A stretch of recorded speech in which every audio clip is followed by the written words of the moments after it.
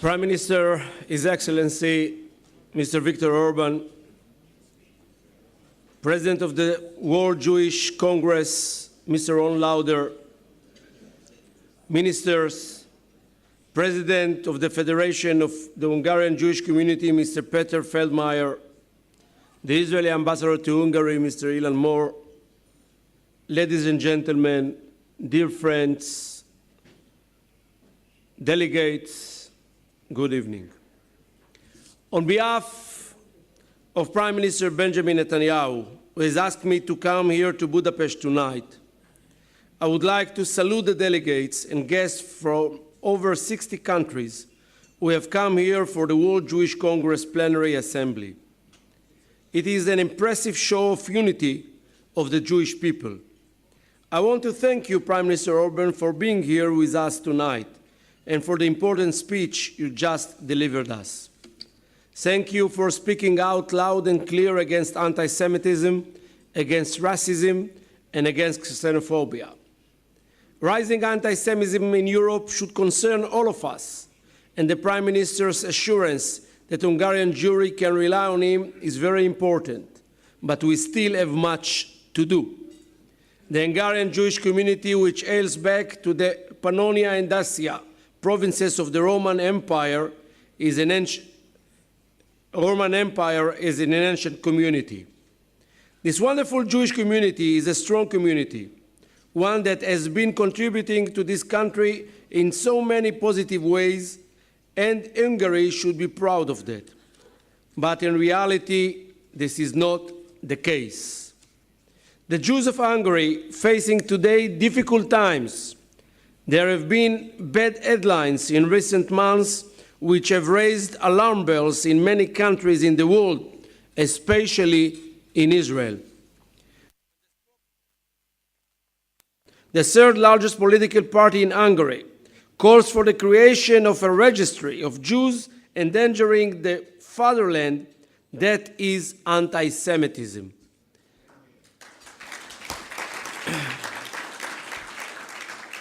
The difficult economic situation which caused anti-Semitism to peak and increase the power of the Jobbik party is not an excuse. Hungary is obliged to protect and maintain the security of all its citizens, even of its Jews, like every other country in the world, and I'm heartened by the approach that you, Prime Minister, is promoting. I think it deserves it. Jews will feel more secure when the punishment for anti-Semitism is made more severe, when education programs at schools speak out against that same evil, and when the whole Hungarian government speaks out as strongly as the Prime Minister did a few minutes ago. You distance yourself clearly from those who learned absolutely nothing from Hungary's history. You outlined some measures that you intend to take to combat anti-Semitism. It is high time, Prime Minister, to implement them. We sincerely hope that they will be effective. Next year, we will mark the 70th anniversary of the Holocaust of the Jews of Hungary. The decision of the Hungarian government to mark the horrifying event emphasizes our obligation to remember lest we forget. This is part of the working pattern of a Prime Minister who stands up with pride and portfies the strong relationship between Israel and Hungary. The Hungarian President's visit to Israel to mark the 100th birthday of Raoul Weinberg and for a round of diplomatic exchange between the two countries established and filled their cooperation with meaningful content. There is also close cooperation in the fields of agriculture, high-tech, and R&D, research and development, in which both countries can benefit one another. We must hope that the relations between the two countries will continue to flourish and not disappear and fade away, which is what the Jobbik party would like to happen. But the UBIC party is not alone in this, as it proudly flourishes the banner of hatred of Jews. The Freedom Party of Austria, the FPO, the FN, the National Front, the French Nazi Party, and the Golden Dawn in Greece are all of the same mind as the UBIC party. All of them denied the Holocaust, support xenophobia against Jews and other minority groups in their countries. That's why I did everything I could in order to bring a resolution to the UN Assembly to mark an International Day of the Holocaust. And for the first time since 2005, every 27th of January, that it's the day of the liberation of the Auschwitz camp, the world is marking the International Day of the Holocaust. That resolution was accepted by 140 countries, while no country was daring then to oppose that resolution. It was precisely for this struggle that the World Jewish Congress was established. I would like to tell you, Mr. Lauder, that we very much appreciate your leadership, your determination, your vision, and we are very proud to have all of those delegates here while you are standing in front of the Jews, in front of the Jewish communities around the world, and by that you are helping the Jewish state, the state of Israel.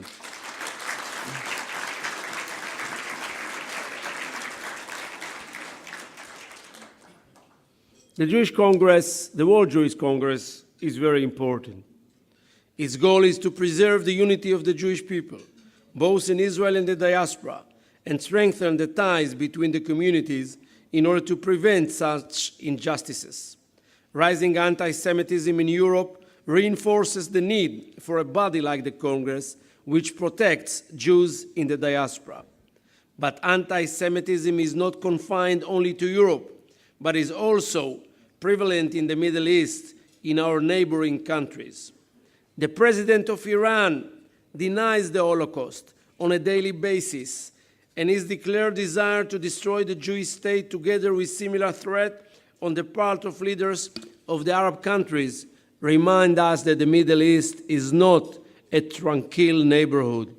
Moreover, terrorist organizations like Hamas and Hezbollah are set on wiping Israel off the face of the earth. I just met here a short time ago Mrs. Sarah Zinger, that I didn't meet for a decade. Last time I met her was short time after she got injured in a terrorist attack that was carried by terrorist Palestinians in Jerusalem. 16 were killed in that bus. 100 get injured. I immediately approached the hospital of Hadassah in Jerusalem. And there I had the opportunity to visit Ms. Zinger. I was so proud to see you here tonight with us, standing with us, so much enthusiastic to bring your story to all over the world. Thank you very much, Ms. Zinger.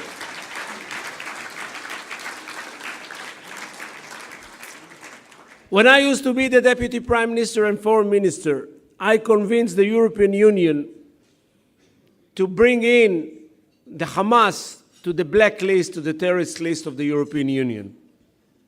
Now we are trying to do the same with the Hezbollah. These days, Iran is trying to do everything it can in order to keep the regime of President Assad in power by sending the militants of the Hezbollah there to Syria. They are trying, of course, to hand over some of the most progressed missiles and weapons to the hands of the Hezbollah. Hezbollah is a terrorist organization, and we are trying very hard to put the Hezbollah in the terrorist list. I'm asking you, Prime Minister Orban, to support our efforts and to vote in favor in the European Union to put the Hezbollah in the terrorist list.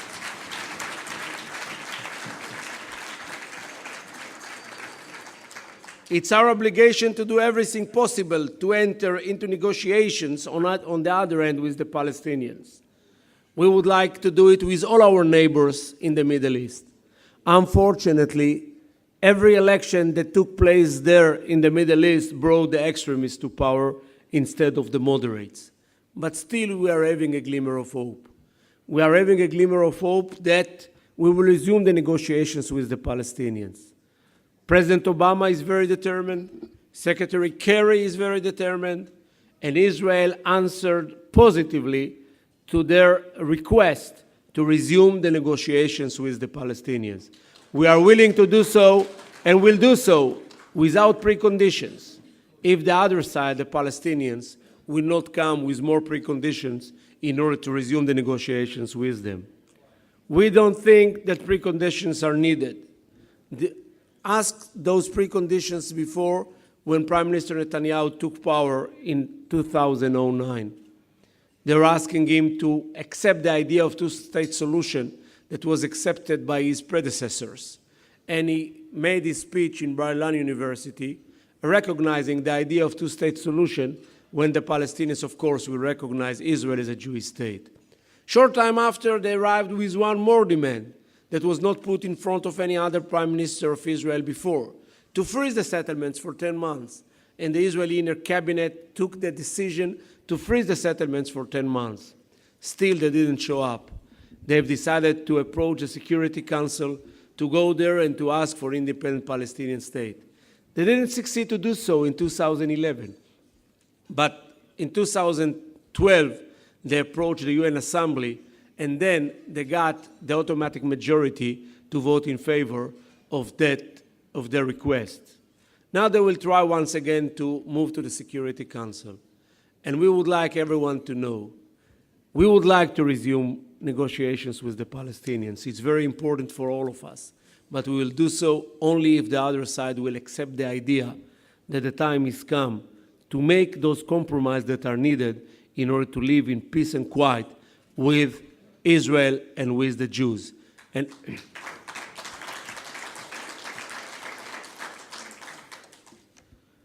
I would like Prime Minister Orban to tell you that we are having a very strong Hungarian Jewish community in Israel. Many of them are very famous.